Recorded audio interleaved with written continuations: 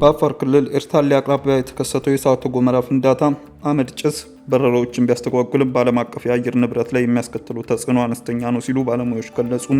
በአፋር ክልል ኤርታሌ አቅራቢያ የተከሰተው የእሳተ ገሞራ ፍንዳታ የአመድ ጭስ እስከ ህንድ ድረስ ዓለም አቀፍ የበረራ አገልግሎቶችን ቢያስተጓጉልም ዓለም አቀፍ የአየር ንብረት ላይ የሚያስከትለው ተጽዕኖ እዚህ ግባ የሚባል አለመሆኑን ባለሙያዎች ገልጸዋል።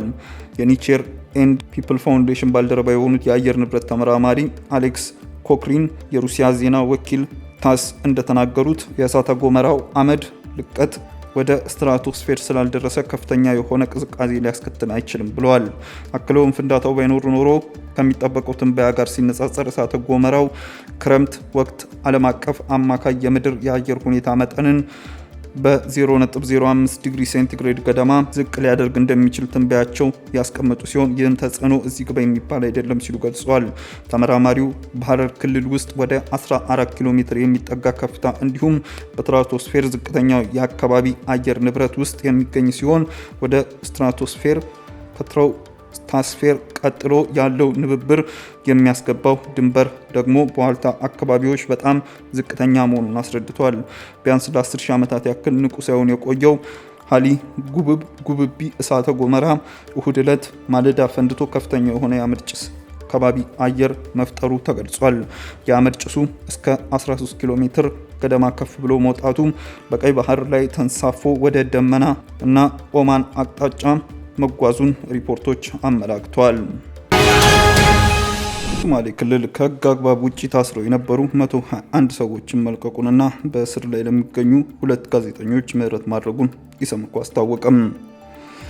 የኢትዮጵያ ሰብአዊ መብቶች ኮሚሽን ኢሰመኮ የሶማሊያ ክልል በተለያዩ የፖሊስ ጣቢያዎች ከህግ አግባብ ውጭ ታስረው የነበሩ 121 ሰዎችን መልቀቁን እንዲሁም ተፈርዶባቸው በማረሚያ ቤቶች የነበሩ 2 ጋዜጠኞችን በይቅርታ መልቀቁን አስታውቋል። ኢሰመኮ ትላንት ማክሰኞ ህዳር 16 ቀን በወጣው መግለጫ የሶማሊያ ክልል መንግስት በተራዘመ የቅድመ ክስ እስራትን በማስቀረት የተፋጠነ ፍትህን ማግኘትና በእስር ላይ ያሉ ሰዎችን አያያዝ በተመለከተ ለረጅም ጊዜ የዘለቁ ስጋቶችን ለመፍታት ተግባራዊ እርምጃዎችን መውሰድ መጀመሩን ማረጋገጥ ችያለሁ ብሏል። እነዚህ እርምጃዎች የተወሰዱት ኮሚሽኑ በክልሉ ካደረገው ጉብኝትና የክልሉን ርዕሰ መስተዳድር ሙስጠፌ መሐመድ በተገኙበት ከክልሉ ባለስልጣናት ጋር ጥቅምት 10 ቀን 2018 ዓ.ም ባደረገው ውይይት ተከትሎ መሆኑን ጠቁሟል። ኢሰመኮ በውይይቱ በሶማሊያ ክልል ውስጥ አበረታች የማሻሻያ እርምጃዎች መኖራቸውን ገልጿል። ከነዚህም መካከል በፖሊስ ጣቢያዎችና በማረሚያ ቤቶች ውስጥ የነበሩ ድብደባዎችና ስርዓታዊ ጥቃቶች መቆማቸው፣ ከሌሎች ክልሎች ጋር ሲነጻጸር የእስረኞች የዕለት ወጪ መጨመር፣ የተፈናቀሉ ሰዎችን ወደ ቀያቸው ለመመለስና መልሶ ለማቋቋም እየተደረጉ ያሉ ጥረቶች እንዲሁም የሽግግር ፍትህን ተግባራዊ ለማድረግ የተወሰዱ የመጀመሪያ እርምጃዎች ይገኙበታል።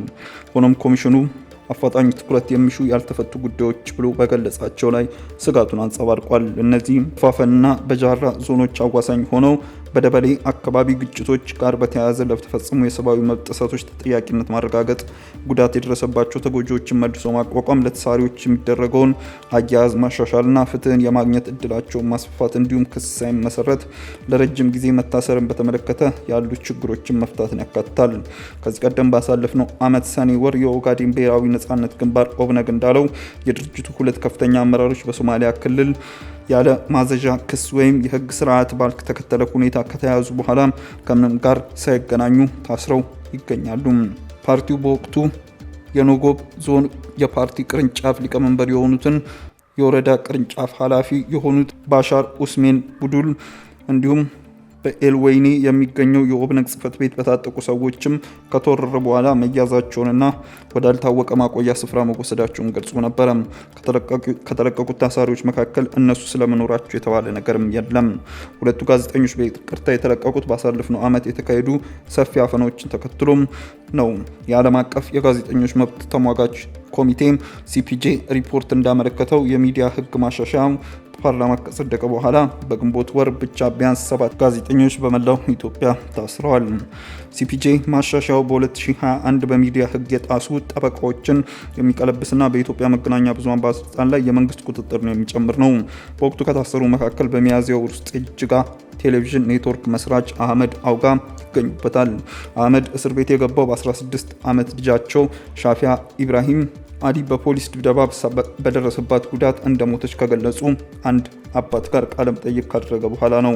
እኚሁ አባት በቃለ መጠይቁ ወቅት ፍትህ እንዲሰጣቸው ጠይቀው አንድ የፖሊስ መኮንን ታዳጊ ልጅን ጭንቅላቱን ረግጧል ብለው ልጁም ከዛ በኋላ ሆስፒታል ገብቶ ህይወቱ አልፏል።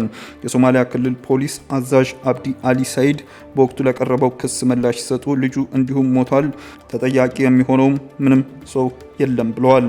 ኢሰመኮ የክልሉ ፕሬዝዳንት የሆኑት አቶ ሙስጠፋ መሐመድ ኮሚሽኑ ያነሳቸውን ስጋቶች በአዎንታዊ መልኩ እንደተመለከተና የተራዘመ የቅድመ ክስ ስርዓትን ለማስቀረት እንዲሁም የፍትህ ሂደቶችን ለማፋጠን ክልላዊ መንግስቱ በትኩረት እንደሚሰራ ቃል ገብተዋል ሲል ጠቅሷል።